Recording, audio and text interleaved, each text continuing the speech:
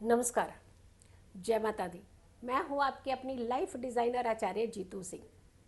भूम प्रदोष व्रत आपके जीवन में हर दुख को दूर कर सकता है। मंगलवार को पड़ने वाला ये प्रदोष व्रत ही भूम प्रदोष व्रत होता है। कहा जाता है कि इस दिन अगर आप भगवान भोलेनाथ की आराधना बहुत ही श्रद्धा पूर्वक करते हैं तो यकीन मानिए जो पाना चाहते हैं आप अपने जीवन में पा सकते हैं। धन की वृद्धि करना चाहते हैं तो इस व्रत को रख सकते हैं। संतान सुख की कामना करना चाहते हैं तो इस व्रत को रख सकते हैं। पति पत्नी में किसी तरीके का भी भेदभाव हो रहा है तो भी आप इस व्रत को कर सकते हैं। और तो और कहा जाता है कि अगर पति पत्नी में डिस्प्यूट लेवल ज़्यादा बढ़ चुका है और रिश्ता कहीं ना कहीं तलाक के घेरे तक पहुंच चुका है तो भी आप इस व्रत को कर सकते हैं। कई बार ऐसा भी होता है कि एक ही छत के नीचे आप दोनों पति पत्नी रहते हैं लेकिन आपस में ना तो बात और ना ही मेल मिलाप। तो ऐसे में भी अगर कुछ दूरियां हद से ज़्यादा बढ़ चुकी हैं तो भी आप इस व्रत को कर सकते हैं। और एक समस्या बहुत ज़्यादा गहरी होती जा रही है, वो है कि पति पत्नी के बीच में किसी तीसरे का चले आना, यानी अट्रैक्शन किसी दूसरी तरफ हो जाना, चाहे वो पत्नी हो या फिर पति हो। तो भी आप इस व्रत को करके आप कुछ खास उपाय हैं जो आप इस व्रत के दिन कर सकते हैं और आप अपनी मनोकामना पूर्ण करते हुए हर कष्टों के ऊपर एक विराम लगा सकते हैं। मन चाही हर मनोकामना पूर्ण करने का ये व्रत होता है। और इस व्रत में अगर आप सच्चे मन से श्रद्धा से भगवान भोलेनाथ की आराधना करते हैं, माँ पार्वती की आराधना करते हैं और तो और भूमि देव की आराधना करते हैं, हमारे भूम की आराधना करते हैं, हनुमान जी की आराधना करते हैं, तो यकीन मानिए सोने पर सुनहरे की बात कही जाती है। यानी आपका काम ही नहीं बनते, आपके जीवन में एक स्टेबिलिटी भी आती है, एक तरक्की के लिए रास्ता खुलता है और हर सुख की ओर जाता हुआ ही रास्ता खुलता है। इस व्रत की खास मान्यता होती है। इस व्रत को करने से आपके अपने जितने शारीरिक कष्ट होते हैं वो दूर होते हैं। कुंडली की अगर हम बात करते हैं तो कुंडली में चंद्रमा की सिचुएशन, चंद्रमा का अगर आपको लगता है किसी तरीके से कि बुरा प्रभाव है आपकी कुंडली पे तो वो भी शांत होते हैं और साथ के साथ मंगल ग्रह आपकी शांत होते हैं भूम प्रदोष व्रत करने से। हाँ, बिल्कुल सही है कि आपको विधि विधान का खास ध्यान रखना चाहिए, आपको तिथियों का खास ध्यान रखना चाहिए, आपको समय का खास ध्यान रखना चाहिए। कहा जाता है किसी खास समय पर और सही समय पर अगर हम किसी भी विधि को करते हैं तो हमारे जीवन में फल की कामना बढ़ जाती है और फल हमें मिलते ही मिलते हैं। यानी छोटे काम के बड़े फायदे जिसे हम कहते हैं, वैसा भी सिचुएशन आपके जीवन में हो सकती है। अब हम बात करते हैं इस व्रत को करने से आप किन किन चीज़ों का खास ध्यान रखने की आपको ज़रूरत होती है। पहली बात तो हमेशा अक्सर ही कहा जाता है कि व्रती को एक तो सूर्योदय से पहले उठना ही चाहिए, वो कार्य आपको ज़रूर करने ही चाहिए। स्वच्छ वस्त्र धारण करने चाहिए और पूरी विधि विधान से ही आपको इस व्रत को करना चाहिए। हर अगर आप कष्ट से मुक्ति पानी है तो आपको विधि विधान का खास ध्यान रखने की ज़रूरत होती है।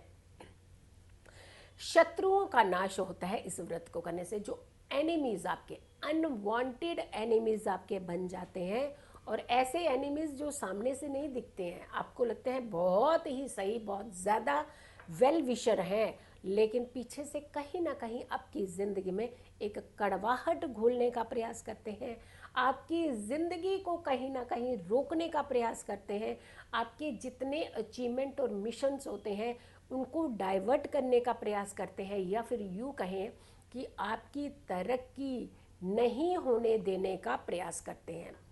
जो दूसरों को कहीं ना कहीं उलझा करके रखते हैं, अपने मिशन की तरफ बढ़ते रहते हैं। तो ऐसे शत्रु, ऐसे एनिमीज आपके बहुत दूर होते हैं जब भी आप इस व्रत को विधि विधान से करते हैं। लेकिन कहा जाता है जब भूम प्रदोष व्रत रखा जाता है तो कम से कम 16 व्रत उन्हें ज़रूर करने चाहिए।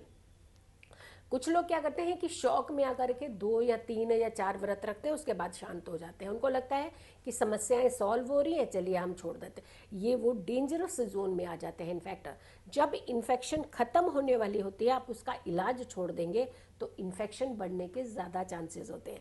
तो इसीलिए कहा जाता है या तो आप विधि विधान से शुरू कीजिए या फिर आप नहीं शुरू कीजिए, वैसे ही आप आराधना करते रहिए। भगवान विष्णु की, भगवान भोलेनाथ की, हनुमान जी की आराधना कीजिए ताकि आपको कभी भी कष्टों के घेरे में ना आना पड़े। दाम्पत्य जीवन आपका सुखमय रहे, आपके कष्ट आपसे दूर रहें, आप तकलीफ़ों से दूर रहें, आप शारीरिक समस्याओं से दूर रहें। ये सारी चीज़ें करने के लिए आपको खास करके ध्यान रखना है। एक, स्नान के बाद आपको भोलेनाथ की आराधना ज़रूर करनी है। दूसरा, इस व्रत के दिन आपको भोलेनाथ पर ज़रूर आपने बेल पत्र अर्पित करने हैं। और कहा जाता है कि बेल पत्र जब अर्पित करते हैं तो उसके उल्टी साइड पर पीले चंदन का प्रयोग कर लीजिए। कटा हुआ और किसी भी तरीके से खंडित बेल पत्र नहीं चढ़ाया जाता, ये इस चीज़ का खास करके ध्यान रखें। और अगर आप भूम प्रदोष व्रत कर रहे हैं तो बेल पत्र ज़रूर अर्पित कीजिए। 3 पत्तों का एक पत्ता माना जाता है, तो उसे 3 में नहीं मानेगा, एक ही पत्ता माना जाता है उसे बेलपत्र का।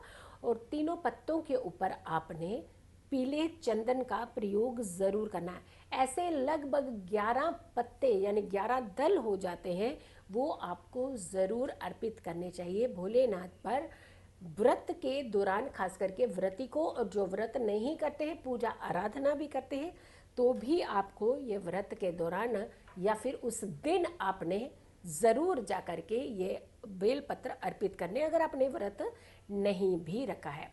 धूप द्वीप ये ज़रूर अर्पित करना चाहिए। दीपक का बहुत महत्व होता है। जब जब हम दीपक प्रज्वलित करते हैं तो हमेशा हमारे अंधेरे जीवन को उज्जवल करने का एक संकेत लेकर के आते हैं। यानी दीपक प्रज्वलित करने का कंसर्न सीधा सीधा आपकी डार्कनेस से आपको हटाना और आपके उज्जवल यानी एक उज्जवल भविष्य की ओर आपको ले जाने का संकेत होता है।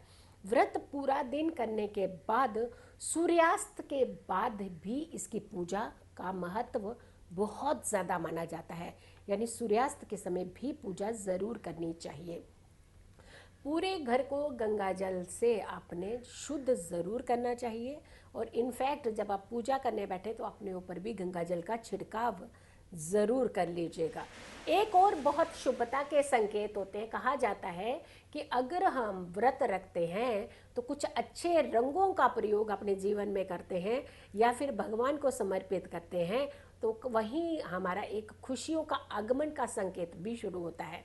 व्रती को रंगोली ज़रूर बनानी चाहिए इस दिन। और पूजा की जब तक बात आती है तो पूर्व की दिशा की ओर यानी ईस्ट फेसिंग ही बैठ करके आप पूजा करें या फिर मंत्र चैंट करें। मान लीजिए आपका मंदिर किसी दूसरी दिशा की तरफ है, वहाँ आपकी पूर्व की दिशा में, लेकिन आप स्वयं मंदिर की पूजा करने के पश्चात आप स्वयं पूर्व की मुख करके आप मंत्र चैंट ज़रूर कर सकते हैं। कुछ क्षण बैठ सकते हैं, भगवान को समर्पित कर सकते हैं, अपने आप को डेडिकेट कर सकते हैं ताकि आपके जीवन में जितने कष्ट हैं उन कष्टों को खत्म करने के लिए आराधना कर सकते हैं।